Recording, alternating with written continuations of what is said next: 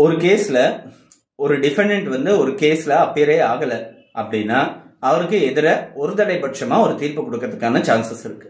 அவர் ஒரு தோன்றா தரப்பினரா கருதி அவருக்கு எதிர ஒரு தடைபட்சமா ஒரு தீர்ப்பு கொடுக்கறதுக்கான சான்சஸ் இருக்கு. டிகிரில ரெண்டு வகை, bi party, ex party.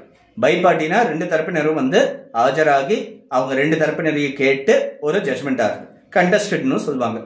X பார்ட்டியை பொறுத்த வரைக்கும் ஒரே ஒரு தரப்பினர் மட்டும் இருந்து இன்னொருத்தர் வந்து தோன்றா தரப்பினர்னு கருதி அவருக்கு எதிரான ஒரு தீர்ப்பு, எதிரானன்றது அவசியம் இல்லை, ஒரு தீர்ப்பு ஒன்று வந்திருக்கு. இந்த எக்ஸ் பார்ட்டி டிகிரியை செட்டிசைட் பண்றதை பத்தி ஸ்பெசிஃபிக்கா ஆர்டர் 9 ரூல் 13 சிவில் ப்ரொசீஜர் கோட்ல கொடுக்கப்பட்டிருக்கு. ஸோ அதை பத்தி இன்னைக்கு நம்ம வீடியோல பார்ப்போம். அதை எப்படி செட்டிசைட் பண்றது, என்ன மாதிரி கிரவுண்ட்ஸ்லாம் வந்து கோர்ட்ல கேட்கறது, கோர்ட் என்னென்ன மாதிரிலாம் காஸ்ட் இம்போஸ் பண்றதுக்கான வாய்ப்புகள் இருக்கு, இதெல்லாம் இன்னைக்கு வீடியோல நம்ம பார்ப்போம். Order 9 Rule 13 Civil Procedure Code la கொடுத்திருக்கிறது என்னன்னா, if the defendant satisfied to the court that summons was not duly served, அதாவது அவருக்கு சரியான முறையில் சம்மன்ஸ் வந்து சர்வீஸ் ஆகப்படல, அவர் கைக்கு வந்து சேரல அப்படின்னாலோ, அல்லது he was prevented by any sufficient cause from attending in the court, அதாவது ஏற்புடையதான காரணத்தினால அவர் கோர்ட்டுக்கு வந்து ஆஜராகிறது தடுக்கப்பட்டிருந்தாலோ, ஸோ இது ரெண்டு காரணத்துல ஏதான ஒரு காரணத்தை ஸ்பெசிபிக்கா கோர்ட் முன்னாடி அவர் நின்று ப்ரூவ் பண்ண முடிஞ்ச சூழ்நிலையில அவருக்கு எதிராக வந்த ஒரு தடைபட்சமான ஒரு தீர்ப்பாணைய செட்டிசைட் பண்ண சொல்றதுக்கான அதிகாரம் இருக்கு. கோர்ட் வந்து அந்த தீர்ப்பை செட்டிசைட் பண்ண முடியும். இது ஆர்டர் 9 ரூல் 13 சிவில் ப்ரொசீஜர் கோட்ல கொடுக்கப்பட்டிருக்கு. சிவில் ப்ரொசீஜர் கோட்ல ரெண்டு பகுதி இருக்குங்க. ஒன்னு வந்து செக்ஷன்ஸ், அதாவது செக்ஷன்ஸ்ல வந்து ஒவ்வொரு சட்டத்தை பத்தியும் சப்ஸ்டாண்டிவா கொடுக்கப்பட்டிருக்கும். இன்னொன்று வந்து ஆர்டர் ரூல்ஸ், அதாவது நடைமுறை சார்ந்த விஷயங்களை இன்னொரு பகுதியில் கொடுக்கப்பட்டிருக்கும். நடைமுறை சார்ந்த விஷயங்கள்ன்றது வந்து ப்ரொசீஜர் லா, நடைமுறை சார்ந்த சட்டங்கள். இது சிவில் ப்ரொசீஜர் கோட்ல ஆர்டர் ரூல்ஸ் எல்லாம் வந்து ப்ரொசீஜரல் லாஸ். இதே மாதிரி கிரிமினல் ப்ரொசீஜர் கோட்னு இருக்கு, பாரதிய நகரிக் சுரக்ஷா சமிதா இருக்கு, அது முழுக்க முழுக்க நடைமுறை சார்ந்த ஒரு சட்டம். சட்டத்துல இந்த ரெண்டு வகை இருக்கு. இது நடைமுறை சார்ந்த ஒரு சட்டம்னுச்சு.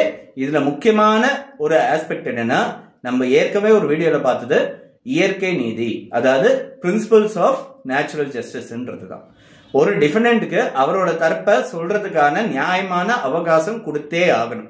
அவருக்கு எதிராக ஒரு தீர்ப்பு ஒன்று வந்ததுனாலும் அதை ஒத்தி வைக்கிறதுக்கான வாய்ப்பு அவருக்கு கொடுத்தே ஆகணும், ப்ரொவைடட் அவருக்கு ஏற்புடையதான ஒரு காரணம் வந்து இருந்ததுன்னா.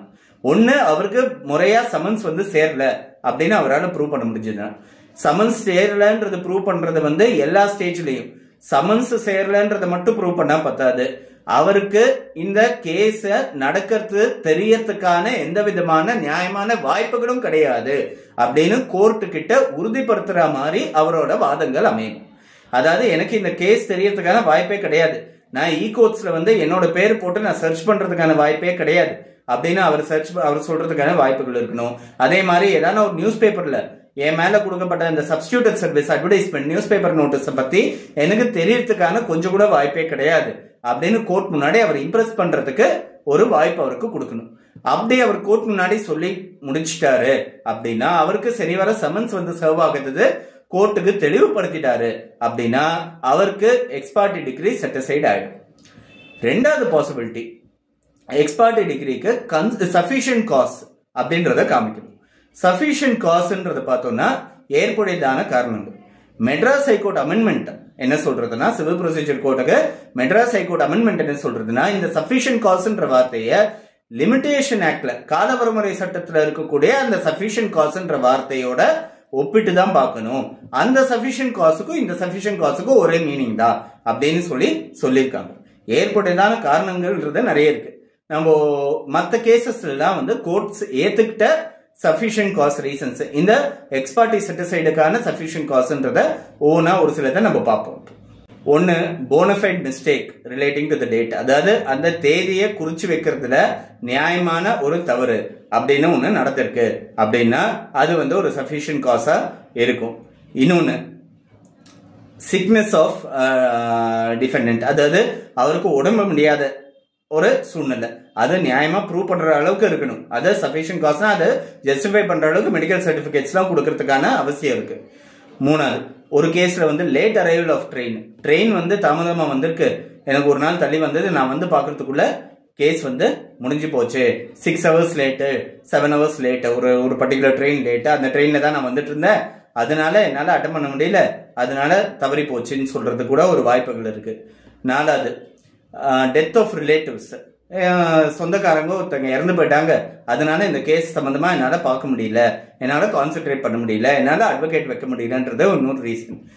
ஃப்ராட் ஆஃப் ஆப்போசிட் பார்ட்டி, அதாவது எதிர்த்தரப்பினர் வந்து ஒரு ஏமாத்து வேலையோட இந்த கேஸ் வந்து தள்ளி வைக்க வச்சுட்டாரு, என்னால் அட்டன் பண்ண முடியாம பண்ணிட்டாரு அப்படின்றது ஒரு ரீசன்.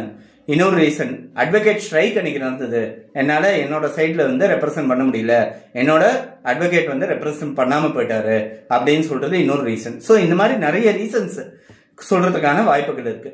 இதெல்லாம் ஏற்புடையதான காரணங்கள்னு சொல்லிட்டு மற்ற ஒரு சில கேசஸ்ல ஏத்துக்கிட்டாங்க. ஆனா முக்கியமா தெரிஞ்சுக்க வேண்டியது, லிமிடேஷன் ஆக்ட்ல எப்படி கண்டனேஷன் ஆஃப் டிலே எப்படியோ அதே மாதிரி தான் இதுவும் ஒவ்வொரு கேஸோட தனிப்பட்ட சந்தர்ப்ப சூழ்நிலைகளை பேஸ் பண்ணி மட்டும்தான் இந்த சஃபிஷியன்ட் காஸ்ன்றது அப்ளை பண்ணப்படும். அதனால ஒவ்வொரு கேஸோட சந்தர்ப்ப சூழ்நிலைகள் பேஸ் பண்ணி வேறுபடுறதுக்கான சான்சஸ் இருக்கு. ஆனா இந்த ப்ரொசீடிங்ஸ் முழுக்கவே இந்த கேஸ் இன்ஸ்டிடியூட் பண்ண நாள்ல இருந்து இந்த டிகிரி வந்த நாள் வரைக்கும் இவர் வராததுக்கான தெளிவான காரணங்களை வந்து கோர்ட் முன்னாடி சொல்றது அவசியம். அப்படி சொல்லி அதை ப்ரூவ் பண்ணப்பட்டதுன்னா அந்த எக்ஸ்பார்ட்டி டிகிரி செட்டிசைட் ஆகிறதுக்கான வாய்ப்புகள் இருக்கு.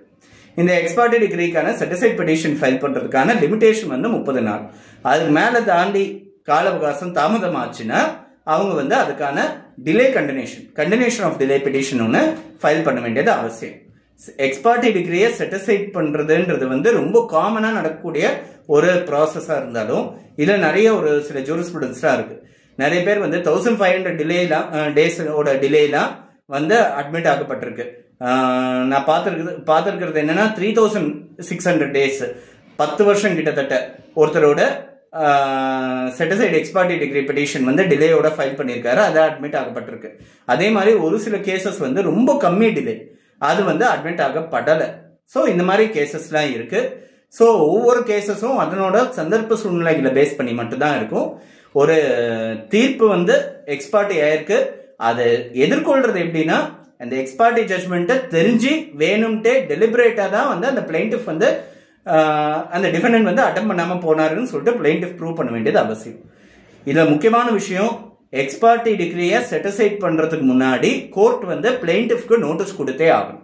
அது வந்து ஒரு அவசியமான ஒரு ரூல். ஸோ அந்த பிளைண்டிஃப்க்கு வந்து அவரோட தரப்பை சொல்றதுக்கான வாய்ப்புகளும் கிடைக்கும் இதுல. ஸோ இந்த செட்டிசைட் ஆஃப் எக்ஸ்பார்ட்டி டிகிரின்றது ஆர்டர் 9 ரூல் 13 சிவில் ப்ரொசீஜர் கோட்ல கொடுக்கப்படுற ரொம்ப காமனா நம்ம சிவில் கோர்ட்ல பார்க்கக்கூடிய ஒரு அப்ளிகேஷன்ஸ்.